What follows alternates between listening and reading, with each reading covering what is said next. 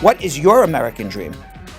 We're living some kind of American dream, right? I think that I can count myself very fortunate. I've been to plenty of really bad war-torn areas, and I've count myself and my family very fortunate that we were able to live here. Yeah, there's always hope, and I'm looking forward to that. I think I'm living the American dream. I think, they say it's possible for everyone, but the chances, you have to get a lot of opportunities to make that happen, right? Everything has to kind of line up, and I'd say I've been very fortunate in that respect, and things have lined up, so yeah.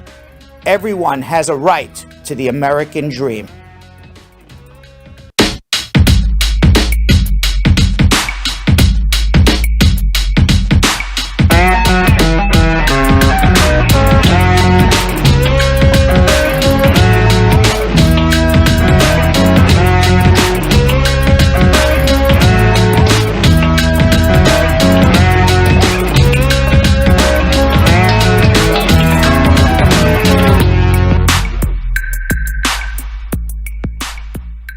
Welcome, everybody. It's Brad Show Live, February 17th. It's a Thursday. I feel in a wacky mood. Yo, you feeling a little wacky today for Wacky Thursday?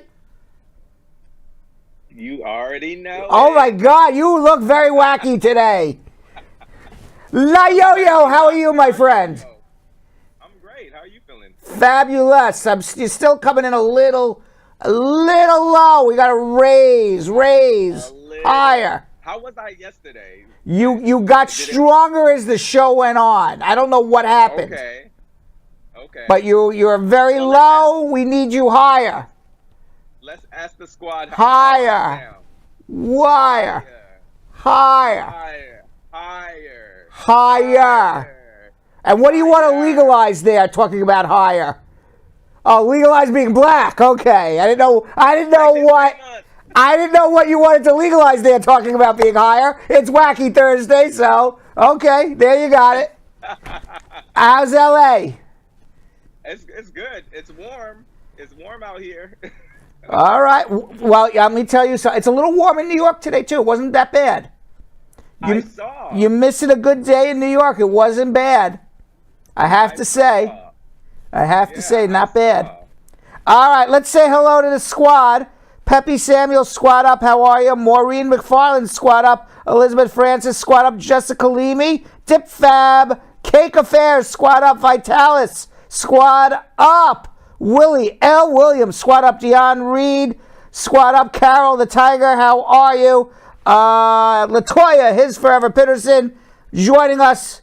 And Earth Angel Keisha, squad up to all of you. Westman on YouTube, Jessica Leamy, double fisting, squad up. Susie Q, Daryl Winnabaugh, Earth Angel also double fisting. T, saying hi, squad up. Olafumi, greetings from Houston.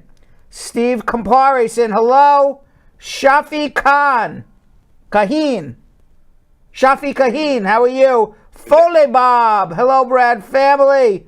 Kevin Havar, how are you?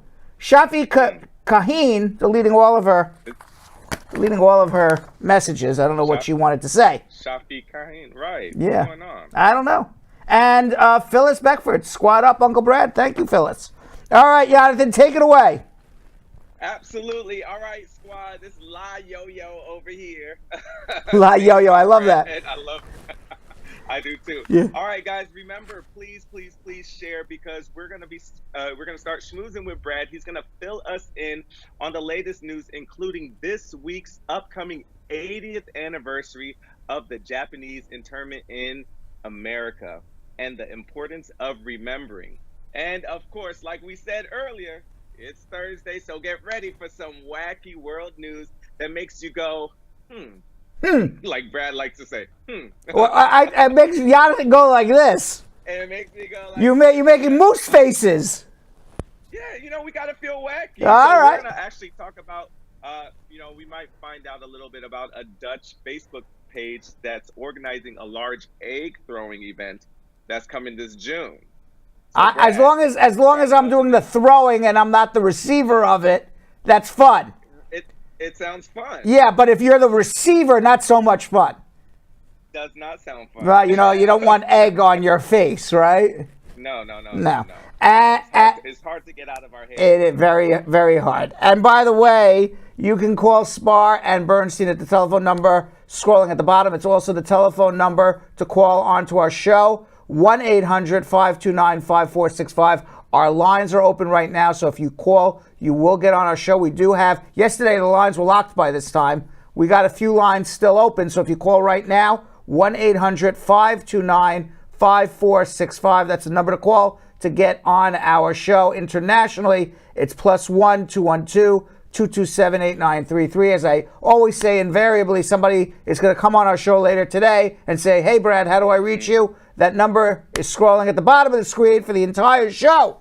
1-800-529-5465, +1 212-227-8933. And it's the year of the tiger. It used to be, there was a song, Eye of the Tiger, but right now it's the year of the tiger in the Lunar New Year, which began on February 1st. So later we are going to take a look at the beautiful and joyous celebrations we have attended in the past for each of our prior several years that we've been on the air for Lunar New Year. Yo-Yo, you ready to schmooze? Let's do it. Let's do it.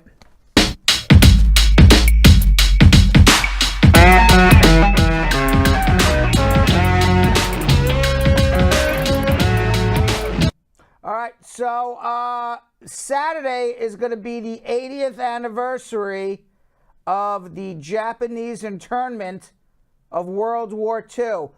Are you aware of that? Did they teach that to you in high school, Yo-Yo, or you missed that class, or you don't know anything about it? No, they did not teach us. They did not teach you. Okay, you didn't miss the class. You weren't sick that day. No. My mom definitely did not let me miss class. Okay, fine. So in right after the Japanese bombed Pearl Harbor in 1942, the United States rounded up and arrested almost every Japanese resident and citizen and put them in internment camps, basically prison, during all of World War II. It was authorized by an executive order signed by Franklin D. Roosevelt, 9066. And by the way, you know, people always say Franklin D. Roosevelt, he has one of the most famous presidents ever. You know, he was a racist. He put Japanese in internment camps. He was well aware of the Holocaust and Jews, could have saved Jews and allowed them to come to the U.S., refused. And then eventually most of those Jews who were trying to come to the United States ended up getting killed by the Germans. So, I mean, he was a bit of a racist too, even though a very well-known, famous president. He authorized the relocation of all Japanese citizens and residents into basically a prison just because they were Japanese during World War II, because at that time, the United States was concerned after the Japanese country bombed Pearl Harbor that the Japanese people who were living in the United States, who were then residents and citizens of the United States of America, could be double agents.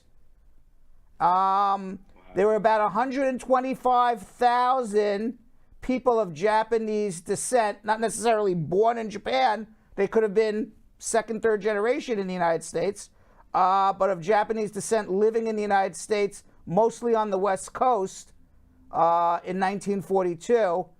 A lot of people at that time actually wanted to deport them all. Eventually, the internment, by the way, this is the anniversary is coming up. It only happened 80 years ago. It wasn't happened, it was happened 200 years ago. This is 80 years ago. Right. You know, within your grandparents' generation. Right. You know, the United States, the land of the free, rounded up all the Japanese residents and citizens and put them in jail. Because they were concerned that maybe in that group could be a double agent, just because they were Japanese. Wow. Yeah. Eventually they sued to get out of jail. And the case made it all the way up to the Supreme Court. It was a case called Korematsu versus the United States. And the Supreme Court held that racial classifications would be reviewed with strict scrutiny but that in wartime, not so much strict scrutiny. There's a compelling justification to arrest all the Japanese. So the Supreme Court allowed it. Yeah, so this is exactly why, you knew exactly what you were doing when you asked if I learned this in class. You know dang old well they're not going to teach us this. They don't teach the bad stuff. Of course not. They don't. Wow, they don't teach the bad horrible. stuff. So Greg Robinson, a professor of history at University of Quebec and author of By Order of the President, FDR and the Internment of the Japanese Americans. So these were American citizens or residents. These were not and they're undocumented immigrants. He said that the number of wild rumors were circulated by people in the press about America's Japanese population after the Pearl Harbor attack. He said, in what he calls the fake news of the time, including that most of the Japanese Americans were conspiring against the U.S. military to help the Japanese military. These suspicions were rooted in racism and jealousy. Japanese Americans not only looked different from white Americans, obviously, but most of them were Buddhists. They were not Christians, making them stand out more than other migrants.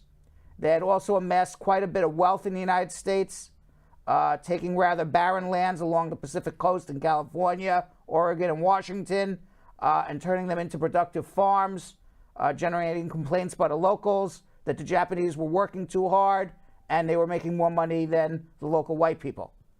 Robinson says the Supreme Court heard a couple of cases related to the deportations of even some Japanese at the time.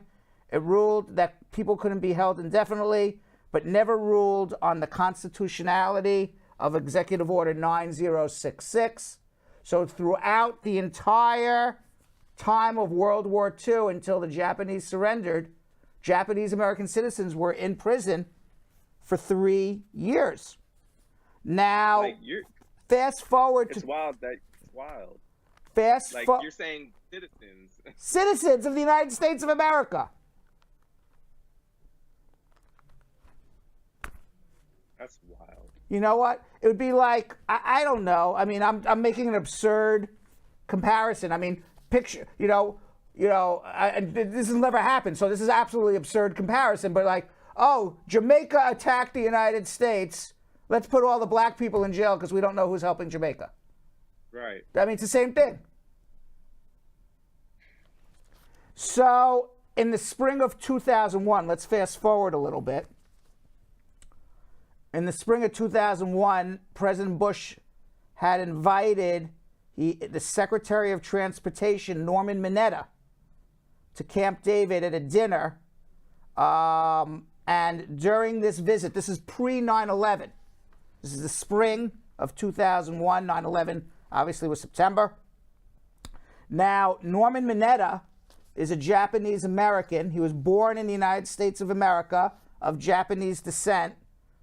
And he told President George Bush at this dinner, this is about 4 or 5 months before 9/11, of his time as a 7-year-old in detention camp during World War II.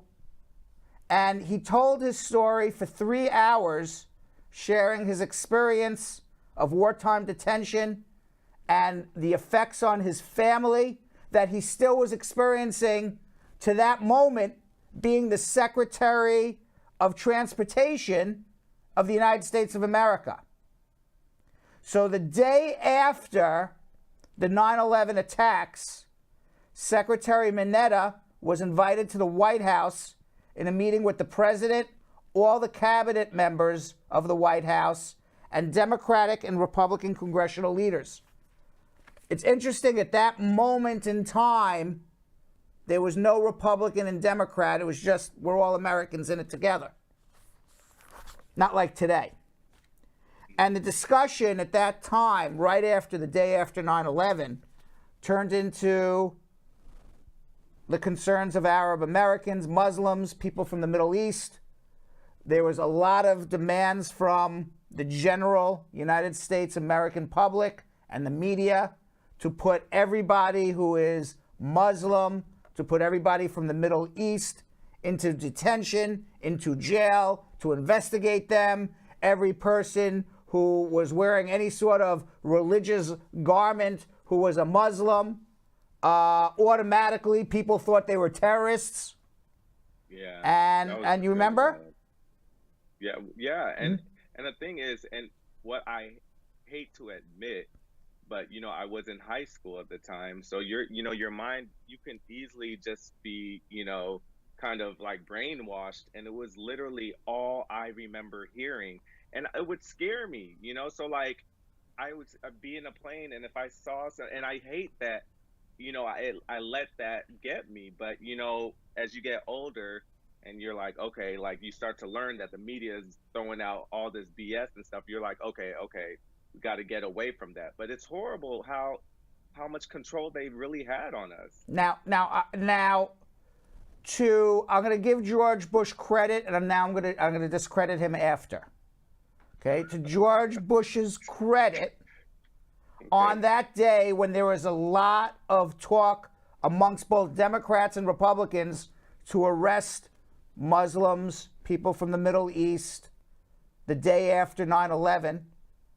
Everybody was concerned. You don't know who's a terrorist, who's not. If they're religious, they must be a terrorist. Mineta later recalled the president saying at that cabinet meeting, shutting that conversation down, saying, we want to make sure that what happened to Norm in 1942 doesn't happen today. And that is a quote from Norman Mineta recounting that conversation in the White House that day. Now, what Norman Mineta didn't say is that eventually, I'll give you a little side note here, eventually what was done to people from Muslim majority countries was what's called the NSEERS program. That every person who came from a predominantly Muslim country, this was passed right after 9/11 by both Democrats and Republicans, if you were not a citizen, if you had a green card, you were here on a visa, you were here undocumented, you had to register with the federal government, give your biometrics and fingerprints, be interviewed by someone from the federal government, and if you didn't do it by a deadline, you have now committed a crime and are automatically deportable. That did happen in the United States. And it turns out they did that because everybody was terrified that at that time, because everyone was stereotyping, you're a Muslim, you're from that country, you must be a terrorist. It turns out, how many, weren't too many, if any at all. And it turns out that whole program ended up detaining a lot of people from those predominantly Muslim countries, ended up getting detained by immigration, held in jail for months and months and months, years, deported. So it wasn't Japanese internment, but it was something different. But again, the United States doing the same thing again, right? Justified by wartime, and then stereotyping an entire group of people, saying they must be the enemies of the United States of America because they look different, they dress different, different religion. Same thing with the Japanese. Okay, Japan bombed the United States, so you're a Buddhist, you look different from us, we're going to put you in jail. You must be siding with them because you look like them. Yeah. And it was the same thing right after 9/11. Wow.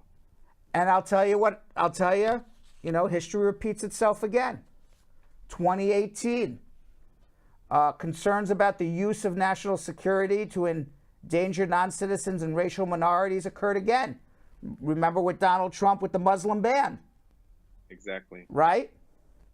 Yeah. Now, in 2018, there was a Supreme Court case, Hawaii versus Trump, and it considered whether President Trump's travel ban exceeded the president's delegated powers under the Immigration and Nationality Act, and ultimately they came down and said it doesn't. And ultimately, the Supreme Court ruled that President Trump was able, again, to have, he called it, just a ban from certain countries with security risks, But look at those countries outside of Venezuela, and North Korea, all Muslim countries. He threw Venezuela and North Korea in there. Nobody's coming from North Korea anyway, and nobody's coming from Venezuela. Nobody was allowed from Venezuela anyway before that because of, very few visas. He just threw that in. He threw it in to show it's not Muslim. It's not Muslim. Right. In the dissent, Justice Sotomayor, who is the most liberal justice on the Supreme Court, wrote for herself and Justice Ginsburg. She said that the United States of America is a nation built upon the promise of religious liberty, and that the court's decision fails to safeguard that fundamental principle and repeats tragic mistakes of the past and denies countless individuals the fundamental right of religious freedom. On January 21st, 2021, President Joe Biden issued a proclamation ending the ban on travelers from those several majority Muslim countries. But it happened. We thought, it's crazy, we just arrested all the Japanese, but we did something a little different, but similar, right after 9/11. And then we did it again 3 years ago. Yeah. Putting a label on an entire group of people, just saying you're all bad. All of you. And without looking at each person as an individual person on an individual basis. And the fact that, it takes years to gain their, reputation back, because now you've done this. Now you got citizens or, people that are in America that are doing we still have there are U.S. citizens who are separated from their families from these countries who are still waiting for them because they got stuck in the ban in 2018. We're now in 2022, and the U.S. still hasn't gotten their family members here. This is not what our country should be doing. Yeah. This is not. That's not good. Mineta said in 2019 he reflected on his childhood experience and the events of 9/11, taught him about how vulnerable U.S. civilians are to be rounded up, detained in what we call a free nation. And he says, quote, "You think it won't happen again? Yeah, it will, and yeah, it can." That would be wild to see something like that happen again. Well, it's happened. It's happened. In our lifetime, it's happened. In a different way. In different ways. Yeah, different ways. By the way, it's the Year of the Tiger. Rawr. It's the Year of the Tiger in the Lunar New Year, which began on February 1st. And for about 1 billion people around the world, this is their New Year's. Yeah, right? Think about it. It's 1 billion people's New Year's. Some celebrate with dancing, colorful costumes, drums. Depending where you are in the world, on your background, the Lunar New Year is a multi-day event. Lasts for days. Yeah. Now, you know how it goes. It's a 12-year cycle. There's the rat, the ox, the tiger, the rabbit, the dragon, the snake, the horse, the goat, the monkey, the rooster, the dog, and the pig. I think I'm the year of the rat. I don't know what I am. Yeah. Can someone look up what? I was born in. I was born. I'm a monkey. I was born in 1960. I'm the year of the monkey. Yeah. Which makes sense because I like monkeying around. See, the rat does not make sense. The rat. You are not a rat. You are not a rat. The only thing we had in common was. Oh, wait a second. I have a card that tells what everybody is. You would think. No, you're not about to read all of them. No, I'm not. I'm just going to tell you what your rat is. You would think, Jonathan, that your rat, that you're gonna just rat everybody out. Okay, that you're a terrible friend. Right? You're an awful friend. Nobody would want to be friends with you because you're gonna rat everybody out because you're a rat. Right, and that's not true. That's not what it means. Okay. The rat symbolizes strong vitality. The rat has a strong reproductive capacity with a high survival rate. You know what you are? You are the year of the fertile male. You are the year of the fertile male, Jonathan. And by the way, yesterday, yesterday on the moon, you were also fertile. You know, I'm telling you, some of this makes sense. It's a sign. It's a sign. All right, some of this, you better be ready for a lot of children.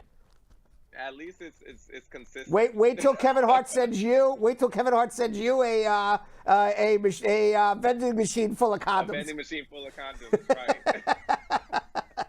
The year of the monkey. You would think the monkey, I would say, is like the class clown, right? You like to monkey around. Mm-hmm. Right. No, because that's my year, 1968. The monkey's clever and witty. I think that really makes sense too. I do too. All of this makes sense. No. Why does everybody have like fun descriptions and characteristics like fun and witty and clever? Yeah. I'm always fertile. Like what? You're always fertile. That's what you are. You're fertile. Maybe instead of calling you La Yo-Yo, we should start calling you Fertile Yo-Yo. Oh no. I gotta go back to my thing. Now the tiger, because this is the year of the tiger. Oh yes, the year of the tiger. Yeah, the tiger represents energy. And besides the dragon, the tiger is one of the strongest health-wise years. So if this is really the year of the tiger and strong health, maybe we get COVID under control. Oh yes, please. Yes. I like that. And the tiger also represents a sign of bravery, courage, and strength.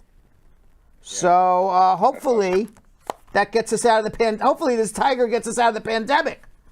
Please, tiger. By the way, I wonder if our squatty Carol was born in the year of the tiger. She could tell us because she's a tiger. Do you think she was born in the year of the tiger? We don't know, but if not, she probably still, represents the characteristics and the description of the year of the tiger. Yeah. Strong, healthy. You know, We like Carol. Now, as we discussed, by the way, Jonathan, prejudice and stereotypes and discrimination in America's treatment of Asians and Asian Americans is not new. We talked about it with the Japanese internment. We're coming up on the 80th anniversary of it. There was the first immigration law.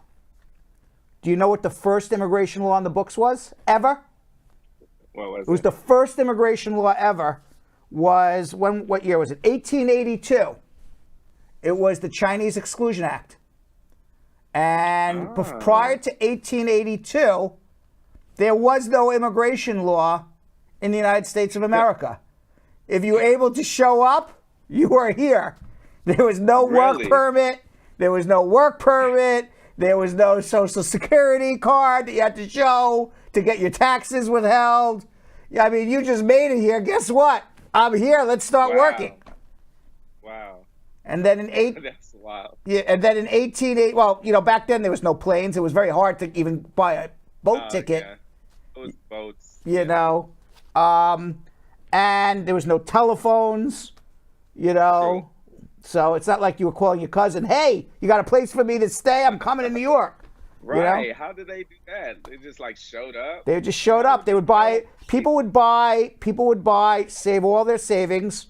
They would buy a one-way ticket to the land of opportunity and show up and go through Ellis Island. Wow. But the first immigration laws was 1882, and it was the Chinese Exclusion Act. The first immigration laws prevented people from China from coming to the United States. Wow. Yeah. So it prevented them. So the immigration law started because they wanted to prevent Chinese people from coming to the United States. Exactly. Wow. Yeah. Wow. Yeah. So, meanwhile, it's the year of the tiger. All right. All right. Everybody. Today, President Biden, we talked about Ukraine. It's very strange what's going on. If you talk, you talk to people from the Ukraine, they say, what war? There's no war. Nothing's going to happen. President Zelensky of Ukraine says it's totally over. It's totally overhyped. Nothing's happening here. Listen, Russia has 150,000 people on the border, 150,000 troops on the border. They say they are retreating. They're not going to invade. President Biden, NATO, all the Western countries say that an attack is imminent. Russia has not retreated. And according to NATO, according to President Biden, according to the Western powers, Russia will be invading Ukraine either by the end of this week or by next week. Oh, Lord. Yeah. So they're lying? So somebody's lying. Speaking on the White House South Lawn, President Biden said the threat level for a Russian invasion of the Ukraine is very, very high. It's very, very high because they have not moved any of their troops out. He also said they have moved more troops in, and the United States has reason to believe they are engaged in a false flag operation to have an excuse to go in and start a war. Every indication we have is that they are prepared to go into Ukraine to attack Ukraine. Now, the head of the Joint Chiefs of Staff of the United States said today that he, as a general, he has never seen a country line up troops on a border in formation to attack and then not attack. Right, right. Anthony Blinken, Secretary of State of the United States, spoke before the United Nations Security Council today. He said that it's imminent. Russia's about to attack. What's interesting about what's true and what's not true is TikTok. We love TikTok here at Bradshaw Live. But TikTok, if a war breaks out between Russia and Ukraine, a lot of people are saying it's going to be called the TikTok war. Because videos of the Russian troops massing on the Ukraine's border are being widely disseminated on TikTok by people who are just living in the neighborhood, in the area. They're going with their phones and saying, hey, there's a tank down the street from me. Hey, look at all these Russian soldiers lined up a few blocks from where I live. So people are filming all of this on TikTok. And it's actually giving the world, it's giving NATO real-time information. Right. It's better than having a spy there. Just people are coming and lining up and filming on TikTok, and it's real-time information what's happening because they upload it within 30 seconds. Man, they're about to start making TikTok illegal. Yeah, they're not going to make it illegal in the United States because the U.S. wants to see what's going on. Out there. Of course. They're going to the Russian military is going to stop people from taking their phones out, probably. For sure. Yeah. So I think that's pretty interesting. Videos of Russian equipment being transported to the border. We have some videos we just showed. Let's show it one more time. Yeah. This is all from TikTok. Right. Right. And Vladimir Putin saying we're not there on the border, and here they are. Right. Look at all that's on the border. Right. That's where. That's where it's wild, where he's saying we're not on the border and there is actual proof. And all of this is from local Russians, because this is all from the Russian side of the border. All of this is from local Russians who are posting on TikTok. Wow. And Jonathan, we talked about the 15-year-old Russian skater. Yeah, they had the finals. Okay. She did not win. Came in 4th place. Russian teen figure skater Kamila Valieva. She was supposed to come in 1st place. She finished 4th today in the women's individual figure skating competition at Beijing Olympics. Days after she was cleared, we talked about this all yesterday, to participate in the Olympics. She was in 1st place going up to this final day of competition, but she fell multiple times in the long form competition. I can understand. She's 15 years old. The stress and pressure of everything that she went through. I could totally understand that. Her Russian Olympic Committee teammates Anna Sherbakova and Alexandra Trusova took the gold and the silver. Japan's Kaori Sakamoto finished 3rd. Team USA's Elisa Liu finished 7th. And following the event, they were able to have the medal ceremony. Because remember, we talked about if she finished in the top 3, they were not going to have a medal ceremony. Dang, wait. So would that mean for everybody else that won as well? Or That- they just would have taken her out? That means for everybody. That's what we talked about, how unfair it would be Yeah. that you train Yeah, all I this thought it was just for time. her. We talked about this yesterday. You train for your entire life for that one moment to stand, and they weren't Right. they weren't going to do it. Oh, wow. Now, Well, for that's good then. I'm sorry, for those who missed, you want to say something, Alan? No, I'm saying, well, that's good that at least they were able to have it.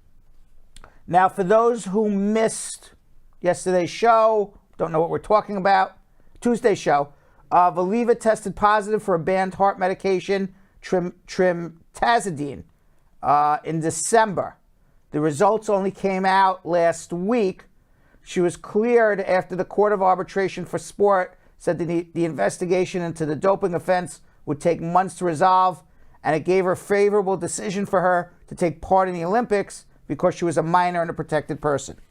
And of course, that decision drew condemnation from almost everybody in the sport, saying, why does she get a pass and everybody else doesn't? And the answer was because she's 15 years old.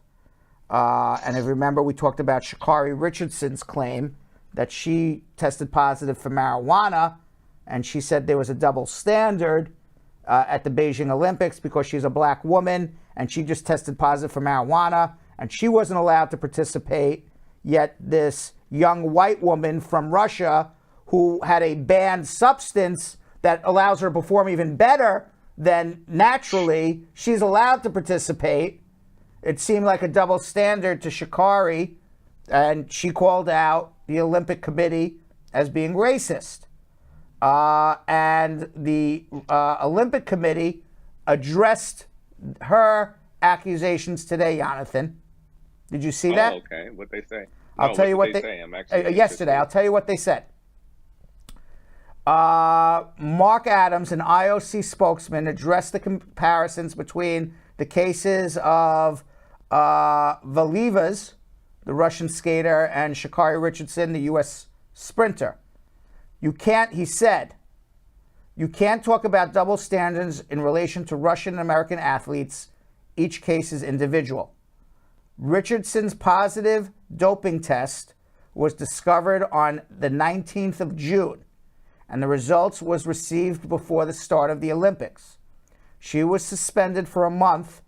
There is nothing in common between these two cases. This Games, which is not concluded, concerns an issue in December.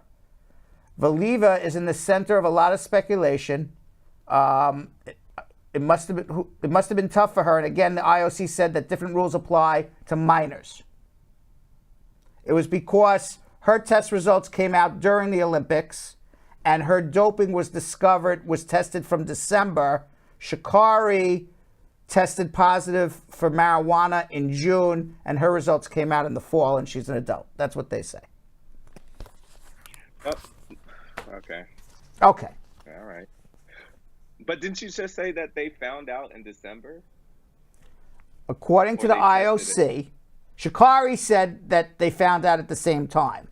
According to the IOC, Sha'Carri tested positive June of 2021, and the results were confirmed in December 2021, 1 month before the Olympics started. According to the IOC, this 15-year-old girl from Russia was tested in December. The results came out conclusively while the Olympics were going, plus she's a 15-year-old. Took over a month, almost 2 months for the test results to come. Okay.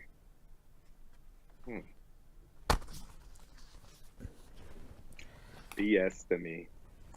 An Olympic official said there was a mix-up with Valiva's grandfather's heart medication, which contained a banned substance. However, the New York Times obtained a document that revealed her sample included 3 substances used to help the heart, raising suspicions about the explanation. So the explanation was that Valiva got mixed up with her grandfather's heart medication But that doesn't explain the other 2 substances found in her system. All right. 73% of Americans have had COVID or are vaccinated, Yo-Yo. 73%. Yes, according to now most scientists, the prevailing view of most scientists now is that we will reach more than 80% by mid-March. 80% of Americans either have had COVID or are vaccinated from COVID by mid-March. 4 out of 5 people living in the United States.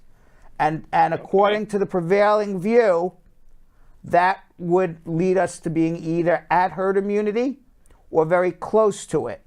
That if, hopefully, there is never another variant that comes out, but if there is, because we are now at this herd immunity, we would not have this enormous amount of suffering of people getting sick and going to the hospital that we had in the past. Okay. I hope. I do too. Let's do some Wacky World Thursday. Let's do it. Wacky! Where are we going to span the world?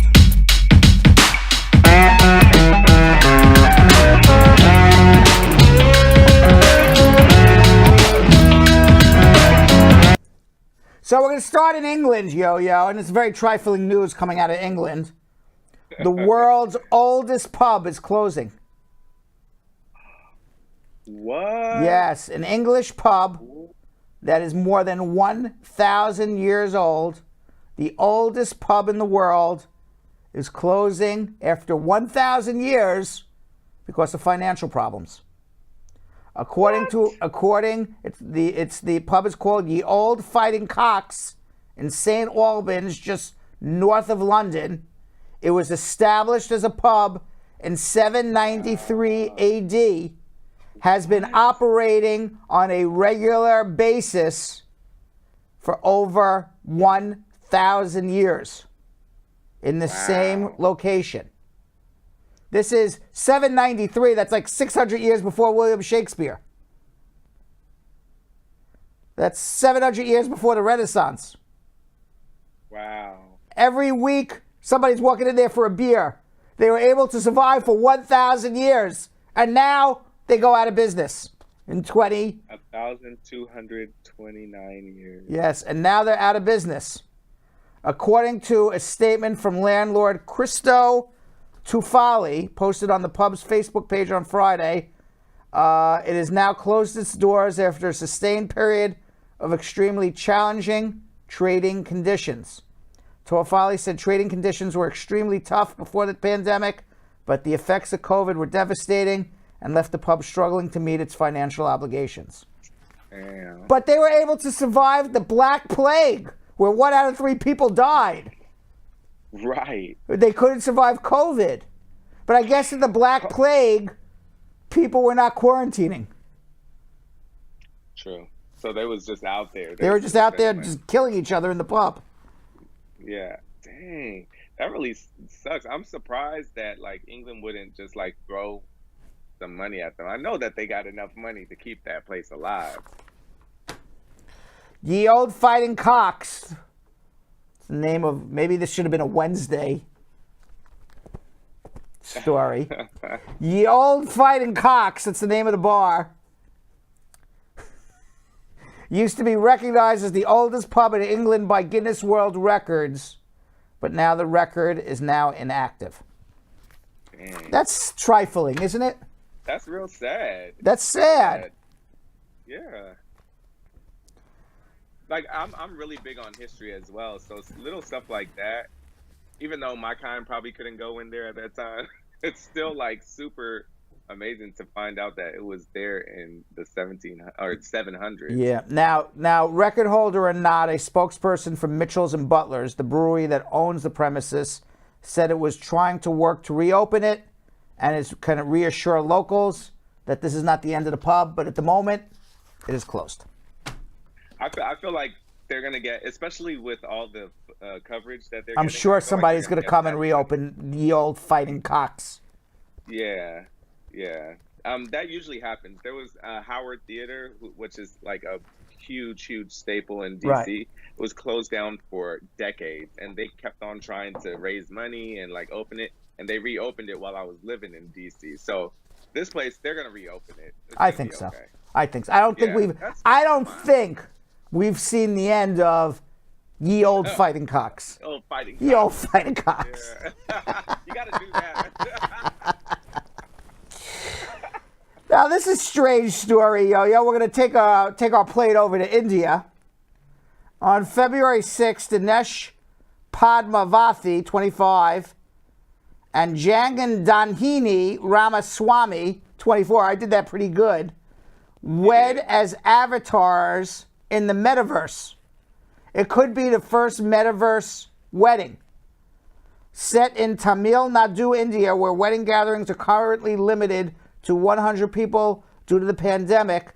It was a digital wedding, allowed more than 3,000 guests to join the celebration from all over the world, and all the guests joined as an avatar. Wow. This metaverse is scary to me. What? It's like a different universe. So, And the ceremony had a bit of a twist, a macabre twist, that the bride's late father was the guest of honor. After his passing last year, the couple wanted to honor him on their special day, even creating a special avatar of him to greet the guests. oh, So they had an avatar of the father who passed away, greeting all the guests and walking the bride down the aisle. that's a lot for me. Yeah. That's a lot. This whole metaverse Man. thing is, It's scary. yeah. It's scary. I It's don't very- like the it's very metaverse. Black Mirror. I hope I it don't know. fails. Have you ever seen Black Mirror? No. Okay, so it's just giving me a lot of that. Anybody in the comments, any of the squad that have ever seen any shows from Black Mirrors, like a lot of different episodes, this is what it reminds me of, and it just never ends well when you just start playing with stuff like this. This is a little too much for me. Yeah. This whole metaverse thing, I just hope it doesn't take off. I'm not excited I about do it at all. too. I'm not either. I'm not either at all. I mean, So, like, it's one further thing and to be further lost away in your from- phone, which we're like all like walking around like this, like zombies to begin with. Now we're gonna be lost in a whole another nother- universe. In another universe. It's scary. Like with that whole Oculus. Yeah, stuff, I don't like that. yeah, you're literally connecting with people in like thousands of miles away. Yeah, and, I like, don't- you see them. It's I- almost like you're with them. Yeah, I don't like it. Not liking it. Scary. Scary. And in Russia, we're going to take a plane over to Russia right now. The Yeltsin Center in Ekaterinburg, Russia, had some paintings on loan from a museum from Moscow that were worth roughly $1 million each. They hired a security guard, and the paintings were of these figurines, and the figurines didn't have any eyes. So the security guard, when nobody was looking, felt that these paintings should have Don't tell me. eyes on them. Don't tell me. Yes, and the security guard, he vandalized these avant-garde paintings on loan and painted eyes Oh. on all the paintings. And then not even like really nice eyes, just circles. The paintings dating from the 1930s show 3 torsos, heads with hair, no facial features. The vandal drew eyes on 2 of them with a ballpoint pen. The Yeltsin Center, where the paintings were on loan from, said the paintings had been sent for restoration in Moscow, and it was roughly, each painting was $1 million, and he just decided to. By the way, as an epilogue, he did get fired. You think? Could he go to jail for something like that? In Russia, you go to jail for looking the wrong way. This is true. And finally, Jeff Bezos' super yacht is too large to pass through the Dutch I port heard of about this. Rotterdam. I don't like this. So the town decided to dismantle the bridge so that Jeff Bezos' yacht can go through. In retaliation, local residents said they're going to throw eggs at the yacht as it passes through on June 1st. Good. As of today, more than 16,000 people are interested in throwing eggs at the yacht. 4,000 confirmed they will attend a Facebook event titled Throwing Eggs at Super Yacht Jeff Bezos. Wow. Yeah. That's actually hilarious. The French news has reported that the Dutch port city said it would temporarily break down the historic Koningshavenbrug Bridge because Bezos' 417-foot yacht won't fit through. See what money does? Yacht looks nice, but apparently it's being built there, and they can't get it out of the shipyard without taking the bridge down. But they should have thought about this all before they started building it there. They should have thought about that. But the thing is, they did. I bet they did. They knew that this was going to happen. But when it has to do with money and power, that is horrible. It's $485 million boat. But this bridge was built back in 1878. Yeah. What? It has so much history. And you're going to just, for Bezos to be okay with them dismantling it or why don't we dismantle Bezos' boat and then put it back together on the other side of the bridge? He's got enough money. Why are we dismantling the bridge? Dismantle his boat. Exactly. The Koningshavenbrug Bridge was built in 1878. It was reconstructed after being bombed by the Nazis in 1940 during World War II. Local backlash started after the local council promised it would never dismantle the bridge after a major renovation in 2017. Now residents are angered, and they're getting over 10,000 people to come out and throw eggs at the boat as it passes through. Yeah, I'm not here for that. That's horrible. But I'm here for throwing the eggs. Trifling, wacky news. Yeah, right. Right? Very trifling, wacky news. Right? We got some strange metaverse wedding. Security guard putting some eyes on some expensive paintings. Trifling. Dismantling old bridges so Jeff Bezos could get his boat through. Trifling. Everything was trifling. And a 1,000-year-old bar that survived the plague, but can't survive COVID. Very trifling. Yeah. Damn. I know That's a whole damn. Yeah, it sucks. All right, let's do some TikTok time. In this edition of TikTok time, I answer questions about unemployment, public charge, and misrepresentation. I'm always asked the question, can I collect unemployment insurance, or is that a public charge? And the answer is, collecting unemployment insurance is not a public charge because it's not a means-tested program. What does that mean, a means-tested program? Means-tested program, ironically, means that you are below the poverty level, and that's why you're collecting a government benefit. But you don't have to be below the poverty level to collect unemployment insurance. You just have to be unemployed. So collecting unemployment insurance is not a public charge. Go do it. You still may need a second affidavit of support for somebody else if you're the petitioner, but it is not a public charge. And by the way, I'm in front of Trump Tower right now. Hi, Donald. Everybody always asks me, what's a misrepresentation? Well, a misrepresentation is a lie. It's a lie that you made to the U.S. government to get an immigration benefit. And it's only a misrepresentation if it actually affected the outcome of your case. So, for example, if you go into the immigration service and they say, what's the color of your shirt? And you say it's pink, but it's green, that has nothing to do with your case. But if they ask you if you're married when you're single or single when you're married and you lie about it, that's a misrepresentation. All right. By the way, I noticed I was much more animated in my earlier TikToks than I am now. I got to get more animated. Go back to Crazy Eddie Brad. I don't hear you, Yo-Yo. How about now? What? Now I hear you. Can you hear me now? Now I hear you. Okay, so that was like, when you were first getting into it. Yeah. You were like out in your balcony. You were in front of Trump Tower. We can get back into that. Yeah, I got to get some more energy in my TikTok videos. When you start getting thousands and thousands of requests like you do, it gets to, But I noticed I'm much more animated there than in my more recent ones. And I'm an animated person. At least you noticed it. Yeah. All right, let's do some meat and potatoes, Yo-Yo. Let's do it.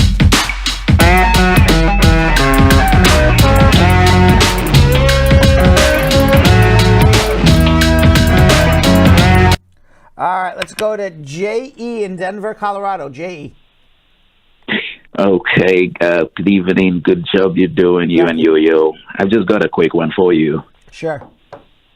Almost looking like something unique to me. I spoke to you on Instagram about it. I was actually waiting to just get like, a real letter from them to be able to call you back. But I'm just wondering, let me just give you a little update. So sure. I got my LPR status from my wife. At the time, she was an LPR herself. She's now a citizen. And we actually did the I-30, and then we had a notice from the NBC, which we were supposed to proceed with consular processing. But we had an advice from here. The person actually treated it as though she was already a citizen.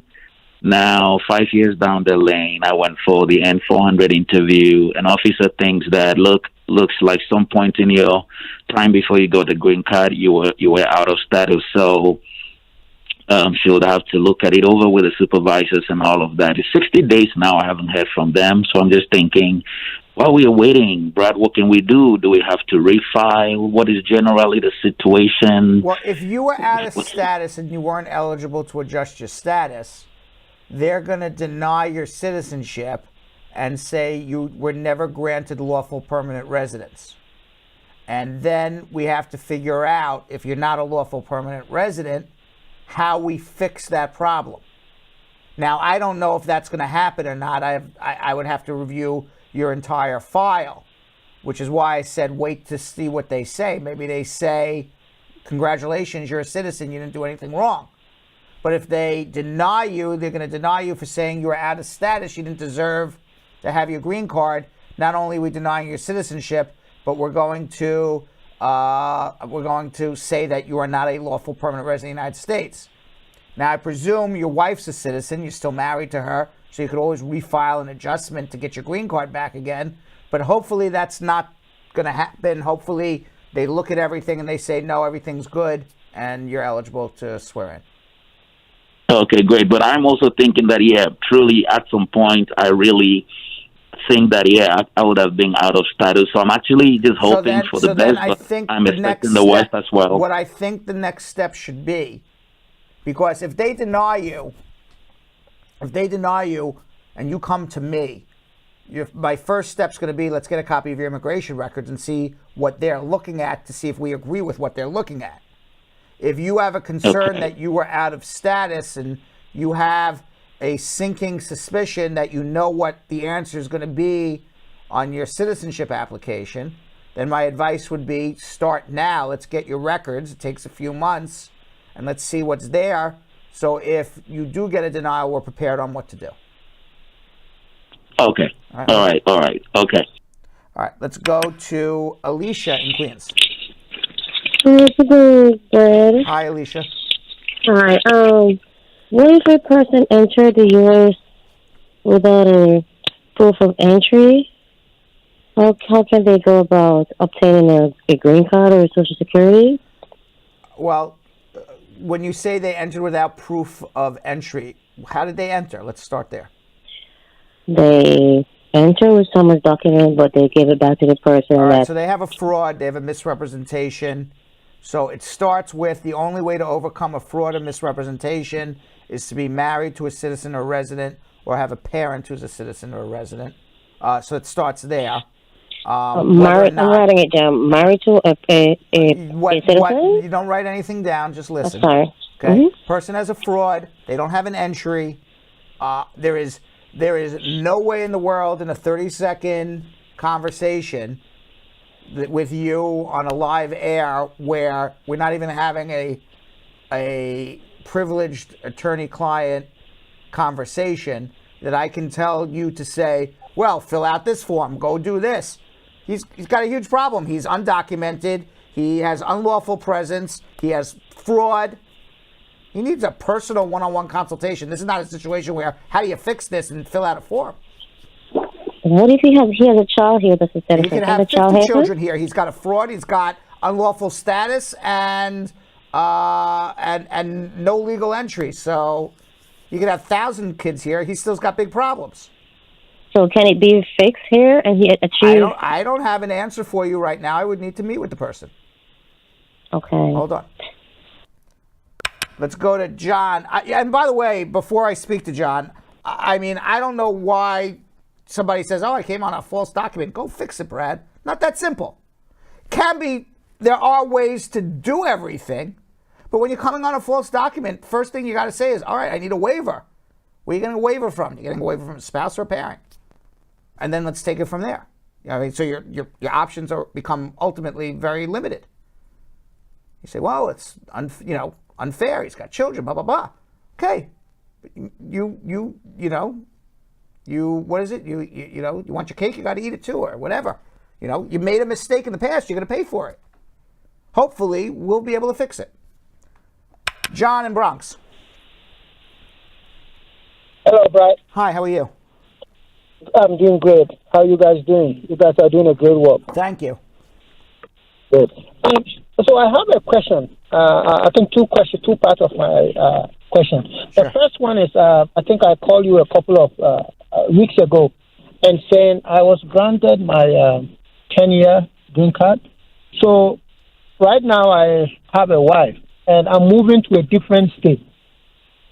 Should I go ahead and marry her and wait till I become a citizen and then file, or wait until I become a citizen then do the marriage? You got your green card through marriage? Yes. How long ago? 2011, and I was in removal proceedings, but then all right, so you've been a lawful resident now for 10 years? More than 10 years, yes. Go marry her. Nothing's stopping you from marrying her. Even though I'm still a even though you're resident, still a resident, go marry her. All right, you may choose not to file her adjustment application until you become a citizen. But exactly. But if you're married for more than 2 years at that point, she'll get a 10-year card. You only have to go through this one time. You love the woman, marry her. Perfect. All right. And the second question is, yes, I'm moving out of New York to a different state. How long do I have to wait to file for citizenship? 90 days. And when does that start? Do I have to change my address when to you the change your address? You live in the Bronx right now, and let's say, I don't know where you're moving to, Nebraska. Where are you moving to? To Colorado. To Colorado. Okay. So you move March 1st to Colorado. You got March, April, May. You'll file your citizenship in June. 90 days in the state where you're living before you file. Perfect. Okay. If you do, I just met with a client who moved and filed in 30 days, and they just denied her. Oh, okay. So just wait the 90 days. That's all. Okay. Thank you very much, Brad. Okay. Thank you. You're welcome. Bye. Let's go to Tia in Baltimore. Tia. Hi, good night, Uncle Brad. Good night. How are you?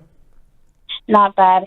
So I recently received my green card, and on the application where the person, my affidavit that sponsored us, said that the part that we issues was that my kids were migrating within 6 months or whatever it is that's on the form. Now, my question is, can I still use that same affidavit that they're under to file for them? Which affidavit are you referring to? The form, when my affidavit with my form before I recently got my green card. Who sponsored you? My husband. Okay, and you need a separate friend. affidavit, a separate I-864 for each child. I need a separate I-864 for each child. You can't say, oh, here's an affidavit of support my husband did for me. I'm going to attach it to my son's case. You can't do that. Oh, okay. So I have to do everything all over for them on the I-130. Each form, a form which is an affidavit of support, I-864, has to be signed by the petitioner for every individual who's coming to the United States. And the I-130, I don't have to do a 485 for them. I don't know where they are.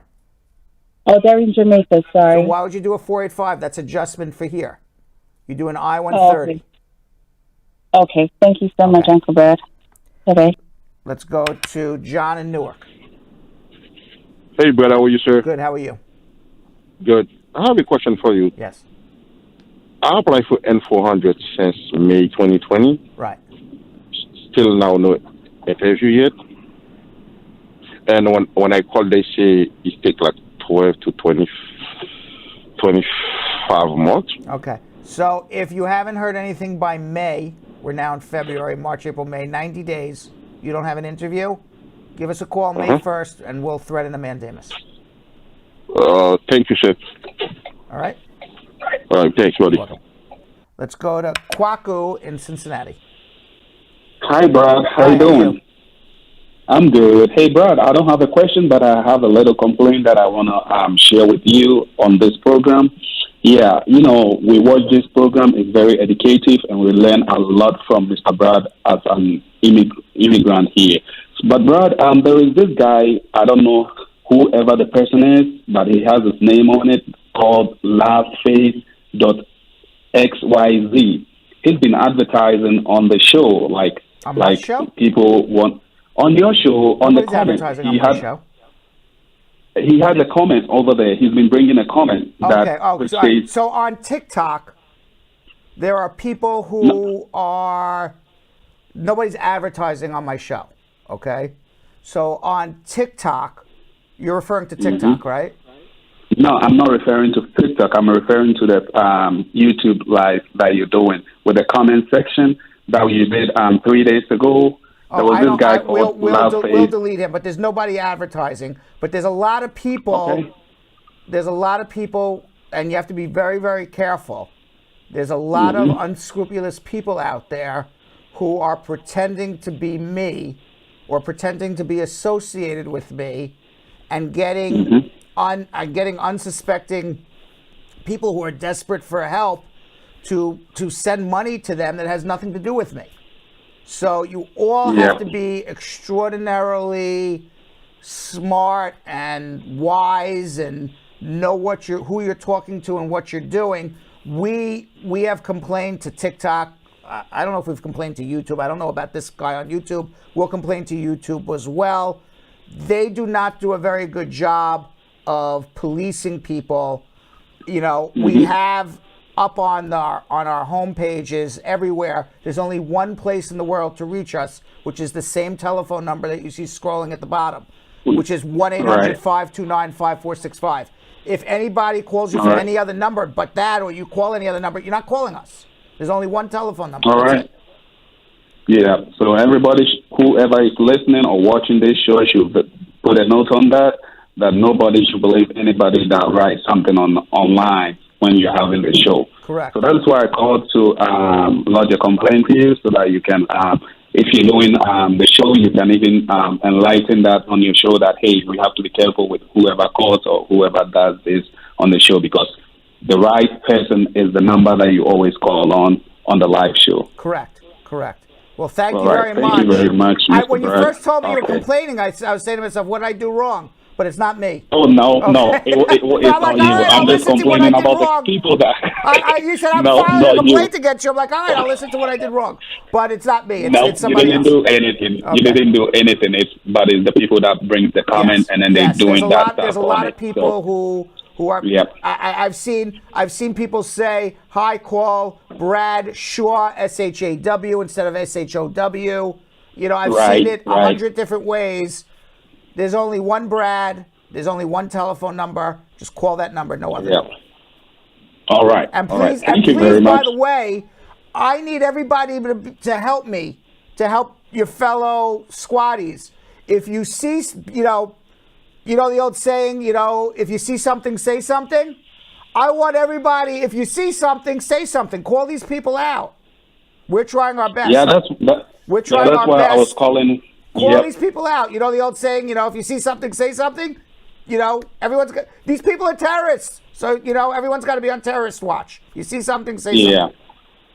Okay, Brad, what I want you to do is, please, can you provide your email address attached to the calling number? Whenever we see something like that, we can just screenshot it and send it to your email address so that Yes, you can follow up with that. email info, info, at lawsb.com.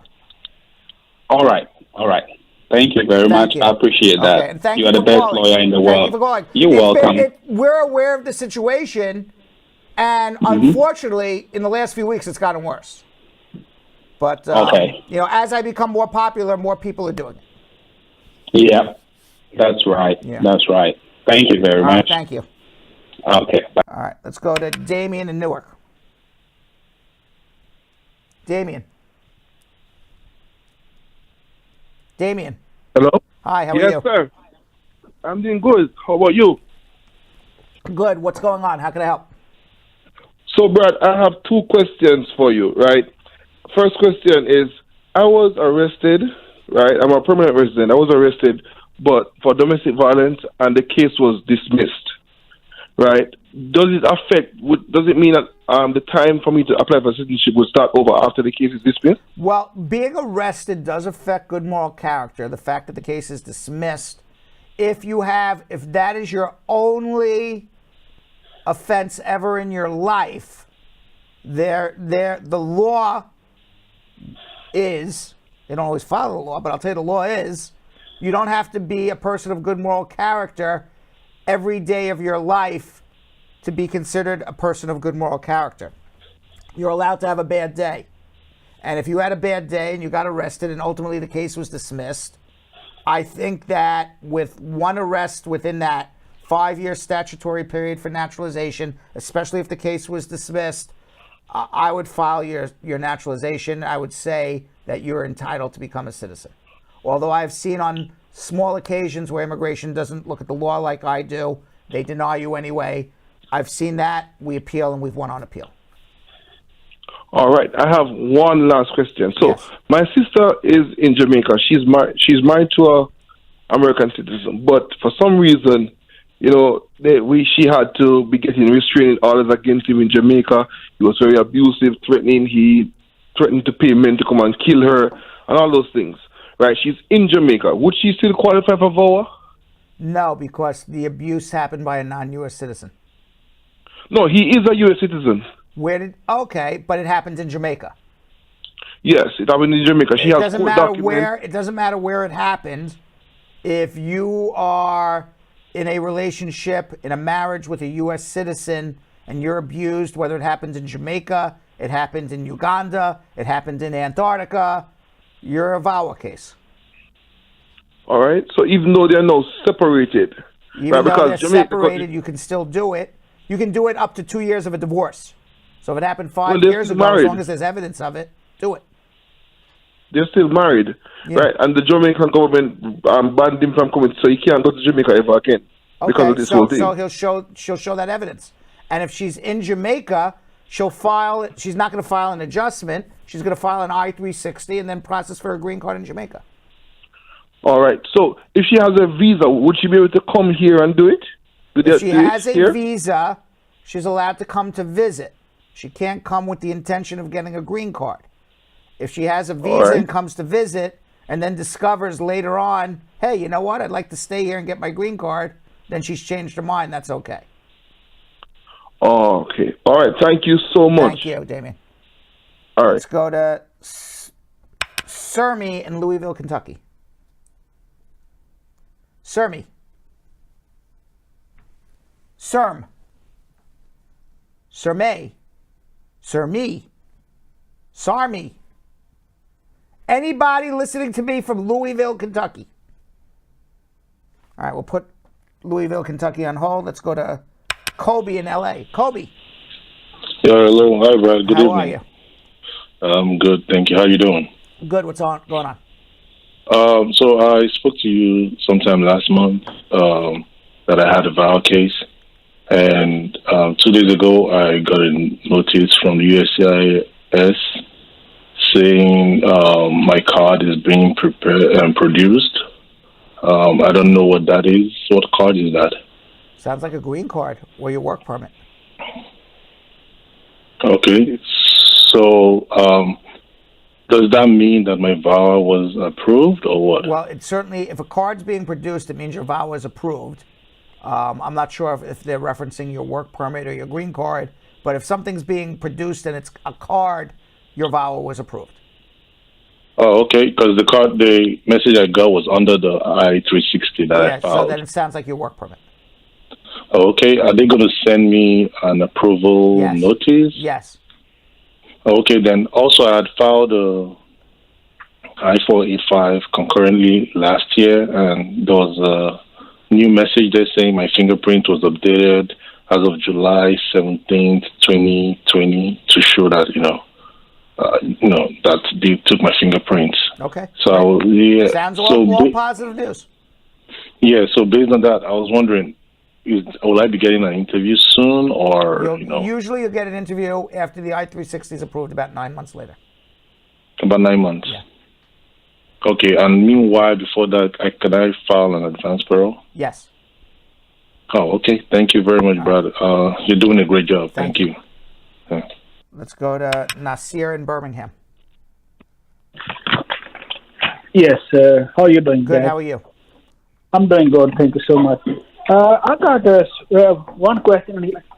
One question. My dad came here in 1990, and he was green card holder. And then after he sponsored me, and I came here, and then after he left, and now he's almost 9 years. He's not in the U.S., but he still has the green card, which is going to be expired maybe anytime, maybe next month or somewhere.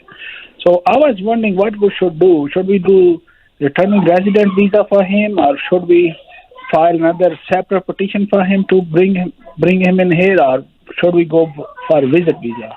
Well, if he goes for a visitor's visa, he's abandoned. You don't have your green card yet, right? I'm a citizen. Oh, you're a citizen now. Okay. Yeah. So he's just left for. Well, does he want to come back to live that's permanently in the U.S. or he just wants to visit? What does he want to do? Yeah, he left actually. He don't want to come back, come back. But my mother passed away, and then no, he's alone, and he want to come back. No. All right. Well, you have. I would first start to do. Well, you have two choices. You can do an SB1 visa, which is to return to an unrelinquished domicile. He would have to prove that he still has ties to the United States. He didn't intend to permanently give up his green card. He has his family there. And he intended to return. You can try that, and then he can get an SB1 visa to come back. He can turn in his green card and say, "I just want a visitor's visa, come to visit," and then you would have to refile for him in the future at some point. But I was wondering, 9 years, is a lot of time spent. It depends on what ties he has. He has family here, so it's certainly he has ties. But nobody would ever be able to guarantee you he would get the SB1 visa. So we can try returning resident first, and then after, if it doesn't work, we can still go. I can still file, for immigration petition for him. Yeah. Yes. Okay, that's fine. Thank you so much. Yeah. Let's go to Patrona in Westmoreland, Jamaica. Patrona.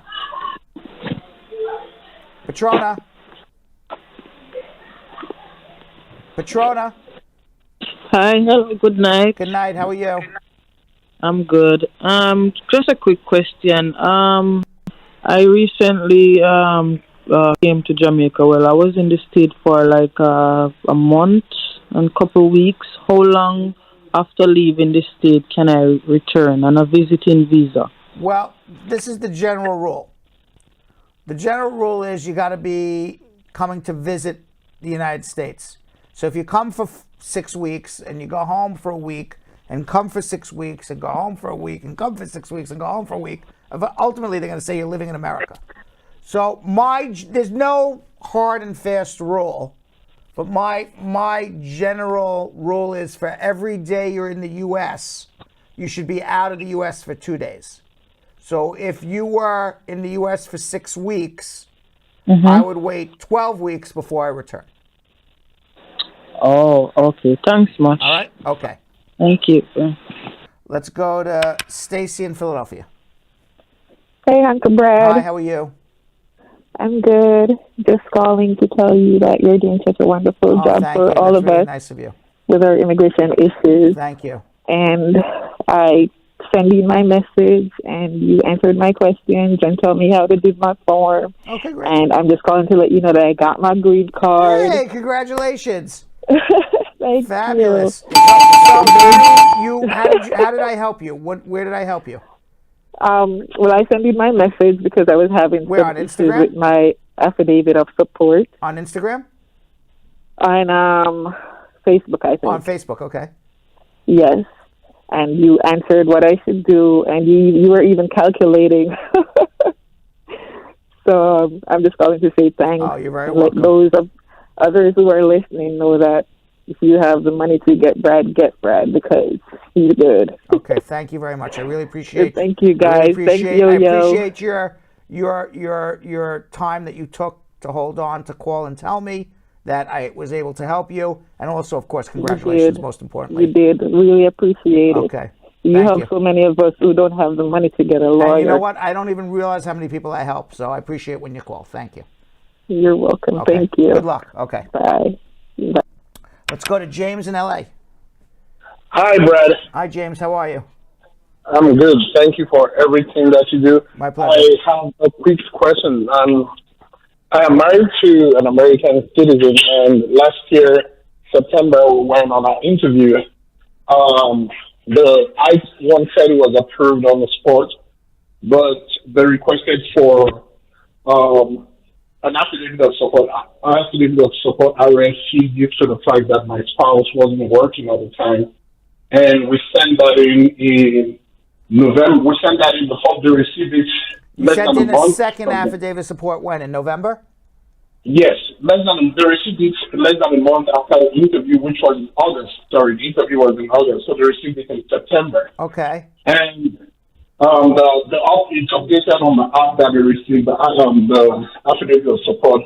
We haven't heard from them and have been calling to follow up since then.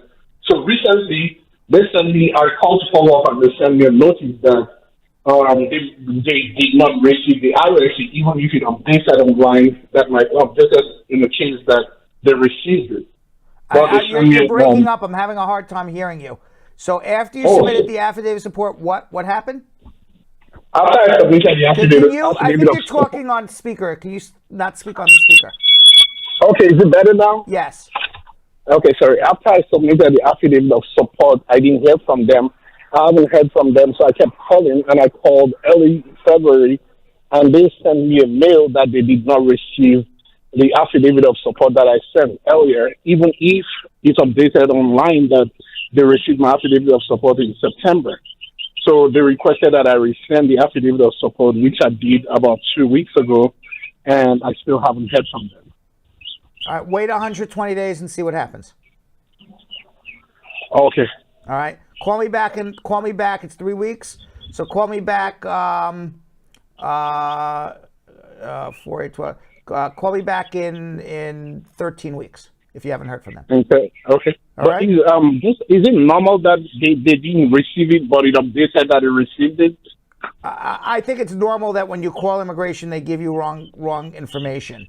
So my guess is that they received it and the person you spoke to didn't know what they were talking about. Oh, okay. All right. That's my guess.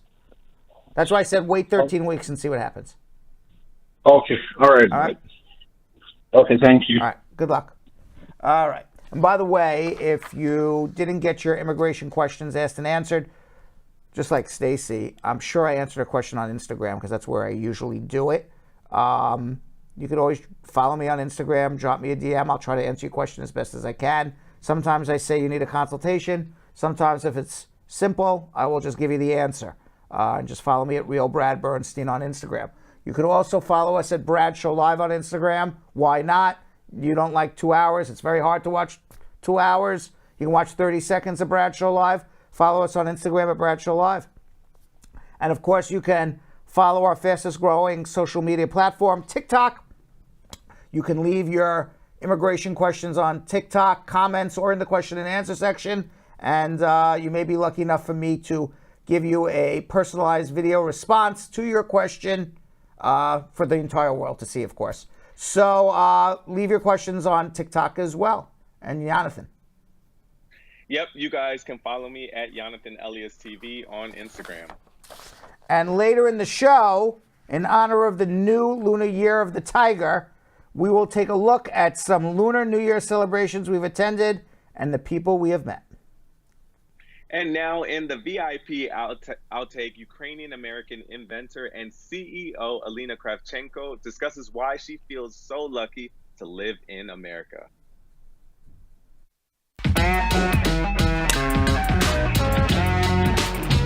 I like to see myself as a citizen of the world, because if you think about it, like, the world is divided into parts that have different laws. Right now, I live on American land, which offers me opportunities that other countries don't have because of the corruption and the evil that is spawned in that country.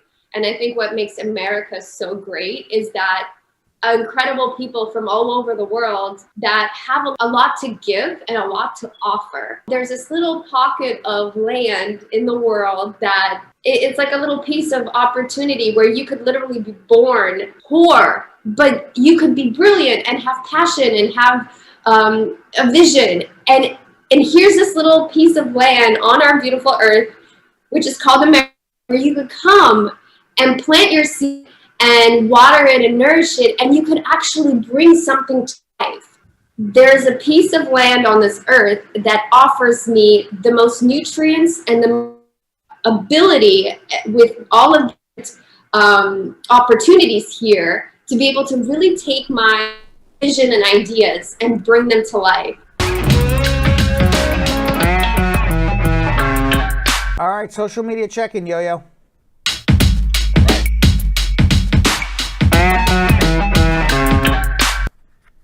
Okay, Gael A.E., a VIP Facebook member. It's been 2 years since I filed for the I-130, and I'm waiting for consular interview. I still haven't heard anything. I tried writing letters for expediting, and I got denied. What should I do? The person is in Haiti, and I'm an American citizen. Well, I don't know what you said for the expedite. You know, you got to show a humanitarian reason. I think the first thing you should do is let's review what you did to expedite your case. There's not a lot you can do other than request an expedite. So if you didn't have a good enough reason, maybe we can talk about other reasons that you didn't think about that you may be able to use that maybe you would get a different result. Okay, Chi Brown, VIP Facebook member. Will it be a problem if I still file my tax single because my spouse is still abroad and I have not changed my married name? That's okay because you're not residing with your spouse yet. You're filing for your spouse in another country, so that's fine. Anger Ben Ejeri, Facebook VIP member. My case is still at NBC, waiting for an interview at the embassy since 14 months. I got documentary qualified or documentary qualification. What should I do? Request an expedite with the best humanitarian story you can come up with. Carlos Del Rio Lopez, a Facebook VIP member. My dad filed an I-130 for me in October 2008, and I'm still waiting for visa availability. I'm from Mexico. Anything I can do besides wait? No, wait. Carla Popper on YouTube. I was arrested in 1998 and 2000. I was given supervision. My military son is petitioning me. Can these two convictions count against me for adjustment of status? One arrest was for petty theft, and one was for prostitution in 2000. Yes, you may have 2 crimes of moral turpitude, which would bar you from adjusting your status, and you can't get a waiver through your son. So I would not file anything till you pass it by us. Michelle Gordon Walker, YouTube. How long does it take immigration to return one's passport after an interview with the Jamaican embassy? My husband did it on January 13, 2022, and he hasn't gotten his passport yet. Why is this? They're backed up. That's why. Nicole Rogers Hales on Facebook. My friend's U.S. citizen husband filed for her in August 2021. She did her biometrics, but hasn't heard anything more. How long will it take for her to get her green card? I don't know. Solely on YouTube. How would I know when she's going to get a green card? Yeah, solely on YouTube. I filed for an EAD renewal based on VAWA, but I made a mistake and sent it to NBC instead of Vermont. They sent me the receipt letter telling me they are processing my EAD. Am I in trouble? No, they'll just transfer it to the right office. You just delayed your case, that's all. Musumari Muzodu or Muzodi Judith on YouTube. I am a U.S. citizen married to an immigrant overseas. Filed an I-130, came to the U.S. at the end of 2020 on a 2-year green card. I don't want to sign a permanent green card for him. How can I get him deported back to his country? Don't sign the I-751. Don't divorce him. Because then he can't get a green card unless he's going to claim abuse. Got you. Okay, last one, Derek on YouTube. I applied for my 10-year green card renewal May 2020 and applied for citizenship June 2021 and got the receipt and completed my biometrics. I've not received my green card renewal. Should I be concerned? No, they're very delayed, which is, I think we seem to get that a lot. Yeah. All right. That's it? Yep. All right, so it's the year of the tiger. In the Lunar New Year, which began on February 1st. The New Year is celebrated in China and several other countries in Asia, as well as all over the world by the diaspora. It is also a time for the Asian community as a whole to come together and for people of all backgrounds to celebrate Asian heritage. Bradshaw Live has attended many Lunar New Year celebrations throughout the years. Check out some of the highlights and people we have met.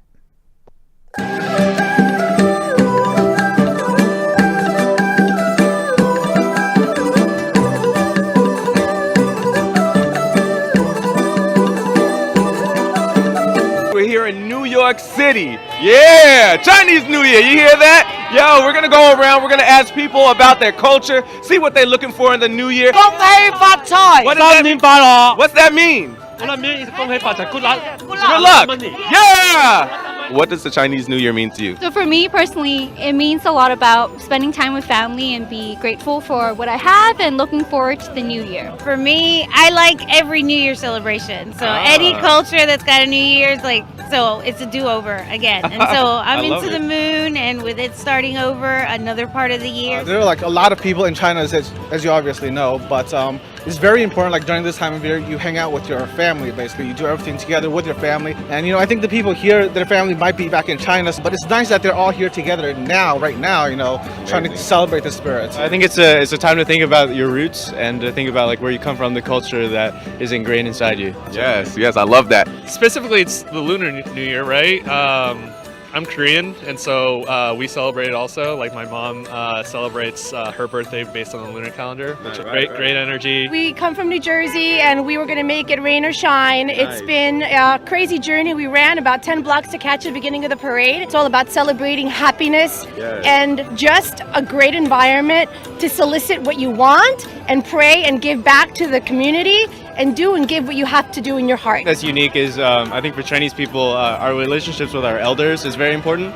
So I think, it's really important for us to respect them and have that ongoing relationship with the elders to take care of them. I enjoy the fact that it's an amalgamation of cultures, of both the traditional Chinese and American cultures, how one doesn't take over the other, but they blend together and mesh the best parts of both. We just want them not to lose their heritage. Yeah, because a lot of times when they're in school, it's all about American, speaking English. So now they learn Chinese in Chinese school. So we want them to see, these are all these Chinese people. Why is it important to learn Chinese? Look at all these people here.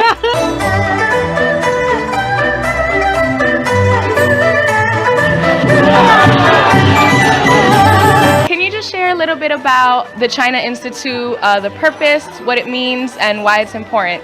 Sure. The China Institute's been around for 93 years, and we were founded to help educate Americans about China. We do that today through a variety of different platforms and programs and events. You're here for our Family Festival, which is one of our biggest community events. We love opening up our doors and welcoming in hundreds and hundreds of kids and families from throughout the neighborhood and throughout New York City. We have a number of workshops here that people have pre-signed up for, including dumpling making and lantern making and shadow puppetry and story time. Can you share with me how long you've been learning Mandarin? I've actually been learning Mandarin for about 7 years. I started in another school, Avenues, where I did 1 day English, 1 day Mandarin immersion, and now I'm just taking classes at the China Institute. Which means that you can share with me how to properly say Happy New Year's in Mandarin, correct? How do you say it? 新年快乐. And I know that you can actually share with us some Chinese music that you're familiar with, so you can sing the Zodiac Animal song, which are the 12 animals that passed the Emperor's race to become the Zodiac animals. Okay, and how does that jingle go? 鼠, 牛, 虎, 兔, 龙, 蛇, 马, 羊, 猴, 鸡, 狗, 猪, which are all the Zodiac animals. Yeah, Lucas is definitely going to be my Mandarin professor for today. Can you share with us what the tradition for Chinese New Year's of making dumplings together means? Actually, making dumplings is more popular in northern China. During the Chinese New Year Eve, all family members gathering together to make dumplings, to tell their stories in the past year, and to wish the next year be happy and wealthy and healthy, everything be successful. Can you also share with the Brad Squad a little bit of your immigration story, the time you coming from China and now being here a part of the China Institute? I have been in America so for 15 years. I came from southern China. It's from Wuhan. I came here because my daughter was young. She got into Juilliard. Oh, wow. As a young professional pianist. So I must give up my job and come here to help her. Today I confirms that my zodiac sign, my Chinese zodiac sign is the goat. And Yulang, what is your zodiac sign? My zodiac is a horse. Can everyone else share what their Chinese zodiac is? I'll start over here with Mom. And your zodiac sign? I'm a snake. Okay. Horse. Horse. Oh, you got the same? Tiger, bunny, right in the middle. Oh, right in the middle. And what is your sign? Monkey. Oh, of course you are. Why is she the cutest? In honor of this holiday, we decided to play a game of Chinese New Year traditions and trivia. Yaneth and I are going to go head-to-head, match wits, as Vanessa gives us the questions. We know Chinese New Year is also known as a Lunar Year. What is it also known as? Is it A, the Spring Festival, B, the Winter Festival, or C, the Sun Festival, or D, the Moon Festival? The Moon. The Moon Festival.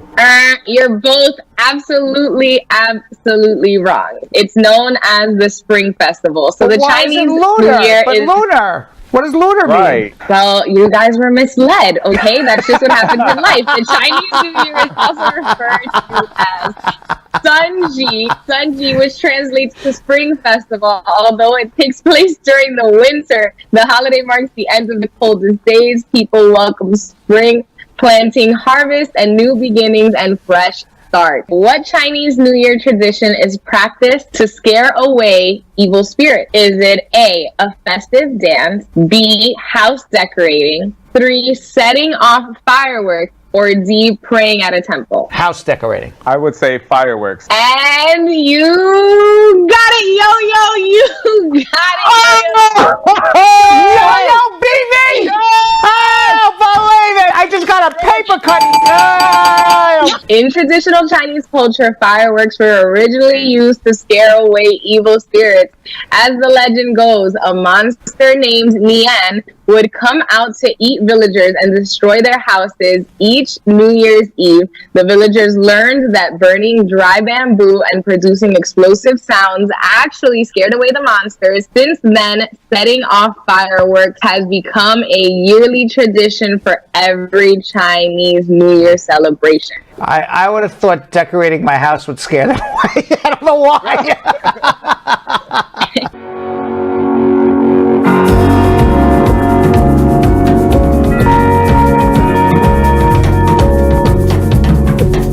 Hi, my name is Sarah Jordan. I am the marketing assistant for Clayto Arts and Entertainment Group, the producers of the NYC Winter Lantern Festival. This is our event at Snug Harbor, which is titled Escape. Our founder, Haokun Liu, he grew up in China and he came to America as a grad student at NYU, and he noticed at Christmas time that there were a lot of lights around the city, but having grown up in China, they traditionally celebrate the New Year with lanterns. He felt like that was missing from the festivities and from the light shows available in New York, and he wanted to share that with the New York community. So he got some investors, he talked to Snug Harbor, and in 2018, while he was still a grad student, he got the first NYC Winter Lantern Festival up and running right here at Snug Harbor. So the lanterns are all handmade in China. They are a steel wire frame with painted silk, hand-painted silk stretched over them. They are then transported here where the artisans come with them and help assemble them over here in New York. The lanterns are all handmade, so that artistry is something that's really incredible to see, especially if you get up close and you can see some of the details. It's fun. It's a way to get out of the house for the night and do something outside, which especially, you know, with what's going on, people are looking for more outside activities to do. We have food, we have a gift shop. Fortunately, because of COVID, we couldn't get enough visas for performers to come over, but there are usually traditional Chinese cultural performances as well. So a lot of people really like the pandas. We have a really cool sea monster. We also have a telephone booth that is interactive. You can go inside it and take pictures. We also have some swings that you could swing on. I'm also just a big fan of flowers, so all of the various flowers we have scattered throughout the site are some of my favorites. Staten Island has really appreciated our Lantern Festival. That's why we've been back 3 years in a row. We actually did win an award from the State Assembly for our contributions to the Staten Island community. We get people from all over. We get people from New Jersey. We've gotten people from all over the country. We've gotten families with little kids. We've gotten older people. We've gotten the millennial Gen Z crowd. We've gotten people of all different backgrounds. People want to come because they want to eat the Chinese food. They want to have the cultural experience. In the new year, the lanterns represent luck, health, and wealth.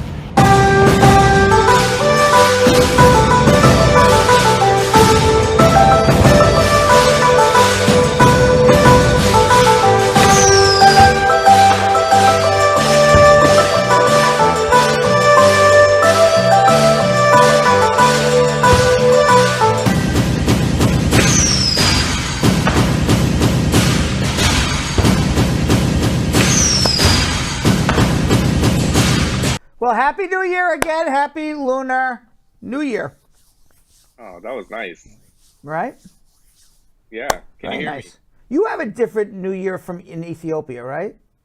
Yes. When is that? We ours is in September. Okay. It's around like September 18th time. Right in there. Uh-huh. Okay. Yeah, because just like we have a different Christmas, which Right. is January 7th. Yeah. Okay. That's culture for you. That's right. All right, you ready for a social media speed round? Let's do it. I am.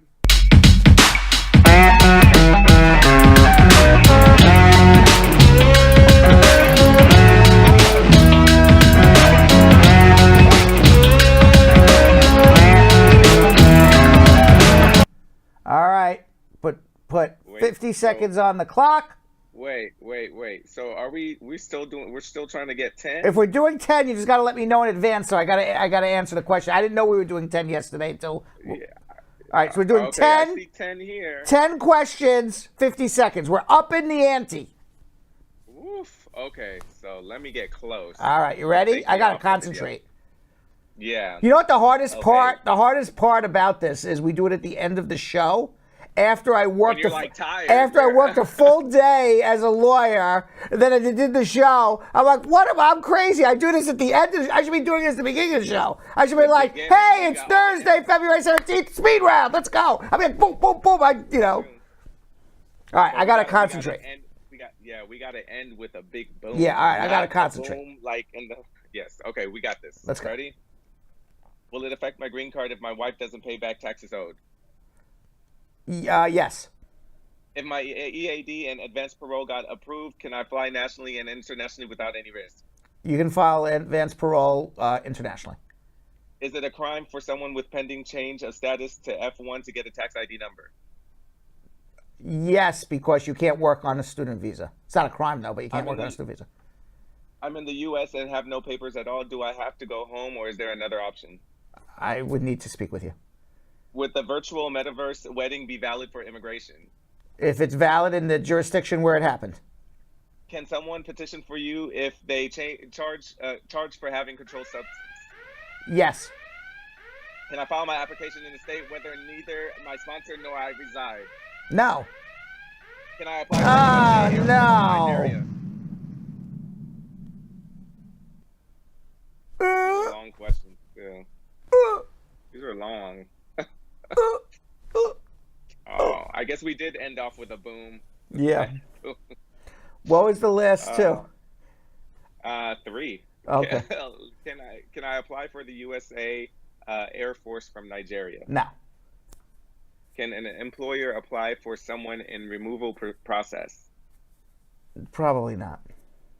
Removed in absentia, all motions rejected. Can I file for prosecutorial discretion or waiver 601? You can request a reopening for prosecutorial discretion. All right, comments of the day.